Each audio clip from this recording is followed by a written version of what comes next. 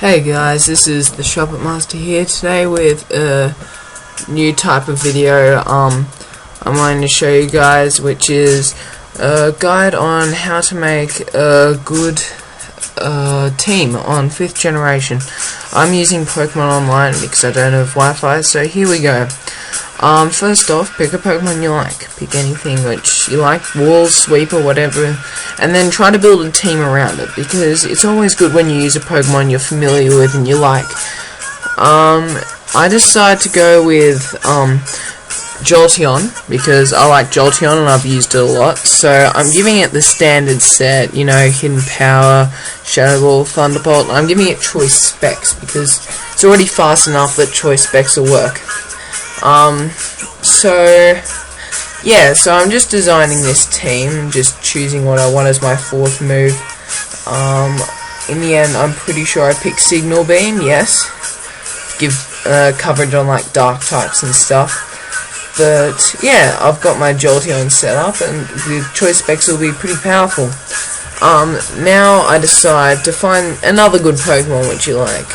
Preferably, never use 2 Pokemon of the same type on a team, because it causes type problems. Unless it has a secondary typing which nullifies all the first weaknesses, then don't go for it. But because you want as much defensive and offensive type coverage. So in defensive type coverage, I picked Gelorta here because Gelorta is a good sweeper. With defensive type coverage, make sure you don't have 3 Pokemon that are weak to one type, and if you do have 3 Pokemon weak to one type, make sure you have a Pokemon which is immune, and make sure at least another one resists, so you're able to handle them. I picked Gelorta because it's a very powerful special attacker thanks to its new ability. So now I realize with the Gelorta, just standard set, it's pretty easy. Now I realize I don't have a physical attacker, and that's another point. Make sure you have enough of a physical and special attacking split. So here's my first physical attacker for my team, which I decided to be a Swords Dance Speed Boost Blaziken. I think I might have forgotten to add the secondary abilities on like Blaziken and stuff, but I'll show you an example battle which I win.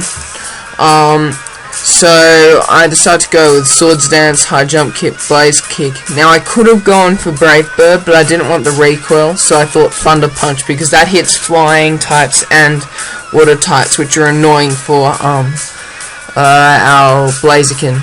So Blaziken is ready. I'm gonna give it a life orb and stuff. I'm just gonna skip all my changes of items to the next Pokemon.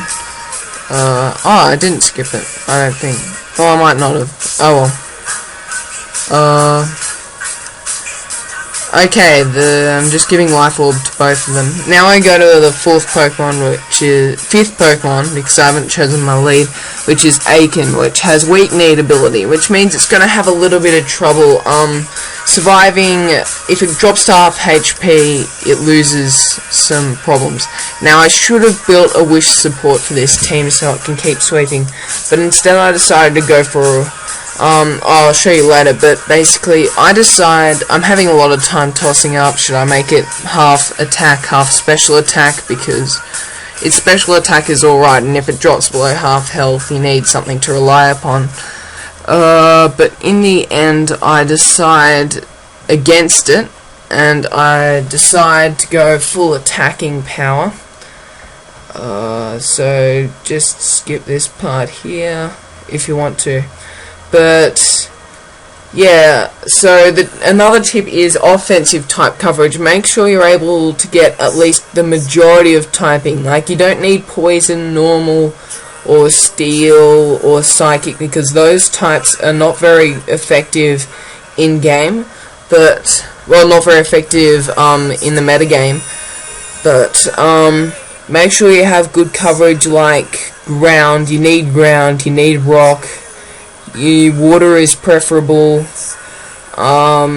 Try to give your team ice. Ice is very good, and grass and electric. those are the main types you need to cover. Oh, you can also add fighting to that list.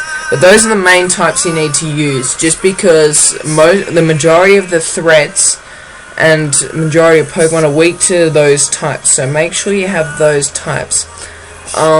So I'm deciding to go with Earthquake and Stone Edge, Earthquake, Rock Polish, and one other move you'll see later.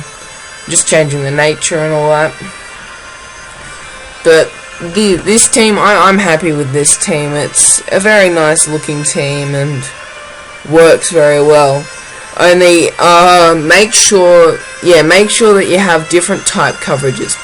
Now make sure you have a good check to common Pokemon. So for example, Gelorda, which I have on my team, is checked very well by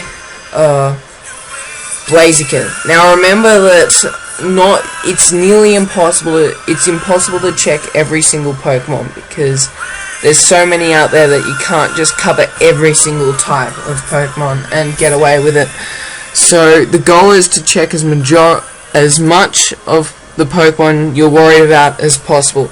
So I think I have Jolteon to cover for any annoying flying types, bulky flying types like Zapdos and Skarmory, which Wall Blaziken pretty well.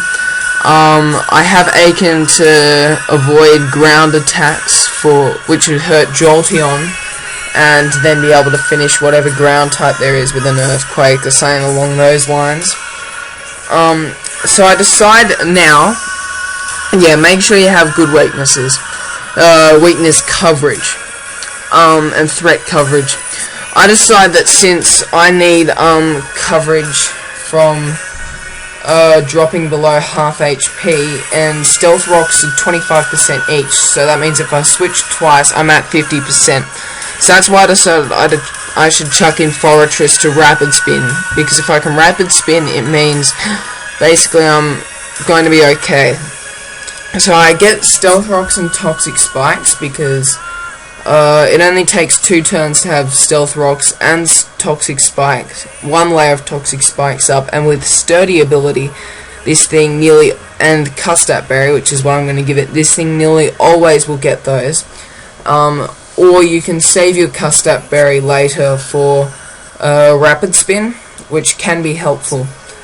And then I have Explosion as a last filler. I thought about Spikes for a second, and then I realized, oh my goodness, I need Rapid Spin. I'm going to give it a Custap Berry, because nearly every Pokemon with Sturdy does very well with a Custap Berry. Custap Berries are just generally good. If you didn't know what a Custap Berry is once you drop to a quarter HP, you always go first, and since nearly all Sturdy Pokemon have problems with speed, it's usually good to get a final attack off with them. So that's a good thing about Custap Berry, because once you reach the Sturdy point, it's pretty easy to just handle whatever's given to you, really. So I decided for my final Pokemon is a Bulky Water, which is very helpful for anything like fire types, which would threaten Gelorda, and other water types which threaten Arceus, and also fire types which threaten Forretress, obviously. So I thought Barungaroo is very good, because it's also... I got that stupid message. I thought Barungaroo would be a good choice, because it gets Ghost typing, which means it's immune to fighting and normal, which is very helpful, and with Water Absorb it's also immune to water, which means it counters Crocoon. But I thought this was the best option of a Pokemon to have on my team, just to be a great bulky Pokemon and a filler.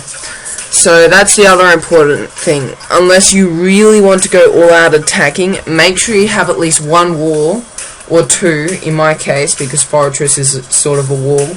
Make sure you have at least 1 wall which can take hits, which I made sure on this one, because If a Pokemon's able to set up on you like a Blaziken or something, you need something to fall back on, and that's the other good thing about Burungaru.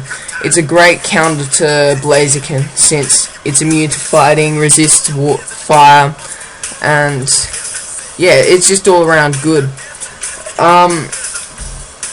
So yeah, I'm just figuring out the moveset, which is Boiling Water, Toxic, Taunt, and Psych Up. Psych Up was a little random move to throw in there in case I do encounter any Blaziken, because it'll mean I'll be able to get a super speed boost, and I'll be able to outspeed most of the game once I take out the Blaziken. So I thought, yeah, that's a nice move. And since Burungaru, although it has a lot of moves, not that many of them are that useful. What I should have done though is I should have put in Recover on this moveset, but I was stupid enough not to, so yeah, I'll probably change that. So here's a battle example for you guys. But here we go. I'm gonna face a Gurugu, which was very annoying because it kept on dynamic punching and my Forretress constantly got this confusion hacks. So I was just wanting to get Stealth Rocks up. That was my main goal. I just wanted the Stealth Rocks up. And in the end, I'm pretty sure I get them up. Yeah, I get them up right at the end. And I get up one, since he's Ghost type, I know I can't explode. So I get up one Toxic Spikes and with Custap Berry. And then I'm okay. I switch into Burungaru because I didn't think it'd have a Ghost type attack, which in the end it didn't seem it did. And I could counter its ground typing. So in the end, I take the Earthquakes it throws at me, and I kill it with Burungaru. So Burungaru gets one kill, which is very nice. Then he sends out a Gelorta, which I don't want to face with this thing, but I don't really know what to switch in since Forretress is gone. So I decided to switch into Blaziken. I go straight for the Blaze Kick, but it misses, which is very annoying, so he gets the Leech Seed up. Now the good thing is I'm still gaining speed while this is happening, so in the end, once I kill that sub, I'm faster, and then I take out the Gelorta. But I'm on very low health myself. Then he sends in an Azelf, which is very annoying. I'm not totally sure why I decided to switch out, but I did. I decided to go into Burungaru, and he takes me out with the Thunderbolt, because I really wasn't expecting that. So I go into my Gelorta, forgetting that he had Fire Blast, which was a very stupid mistake. So he goes for the Fire Blast, and I get the substitute off, which really surprised me. I don't know what to do, so I'll just go for the Leaf Storm, but it misses anyway, so I decide, stuff it, he can be a Death Fodder. So I lose my Blaziken as a Death Fodder, and here's where Jolteon shows its true colours, taking out the Azelf, which is always nice. Sorry I can't show you real battles, but this is what you're gonna have to... I don't have Wi-Fi at the moment. So he pulls out a Ditto, which copies me, but since this is Choice Specs, I'm gonna be doing more damage, although he goes first. So I'm easily going to be taking this thing out, which is always nice. He sends in his Emboar, or Emboar, as I prefer, and I just like to get the damage off, which I do. I send out Aiken, and that's basically good game for him, because Aiken's going to sweep the rest of his team. Oh wait, is it? Yeah, I'm pretty sure it is. Aiken is a great late game sweeper, because if there's Stealth Rocks, you only take one Stealth Rock damage. They damage me, but they don't get the kill. They don't even send me to half, so it was really easy, and then the Life Orb finishes it. So that's it, guys. Hope you enjoyed yourself. Goodbye.